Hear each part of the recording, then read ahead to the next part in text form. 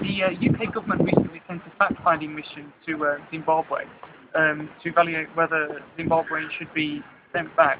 What's your thoughts on that? Well, I'm glad they sent a fact-finding mission. It's always good to hear the facts. I wonder how many of the facts they will really get to. I mean, I wonder whether they will travel into the deep rural areas of Zimbabwe where violence takes place. For instance, there's a constitution-making process going on inside Zimbabwe at the moment with an outreach program. And there's been a lot of intimidation, a lot of coaching by ZANU-PF, by the army, as to what people should say that they want in the constitution. And, Zimbabwe is a big country with big rural areas, and people are very, very afraid. I don't know whether the fact-finding group will really get to the bottom of what's going on. But I hope that the kind of documentation that we do and our other organizations inside Zimbabwe can help to inform them that the situation is not at all clear.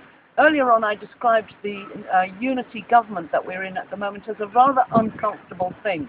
It's an uncomfortable power play between the two major protagonists, the MDC and ZANU-PF. And, diamonds have been found in Zimbabwe. They do describe them as one of Africa's biggest diamond fields.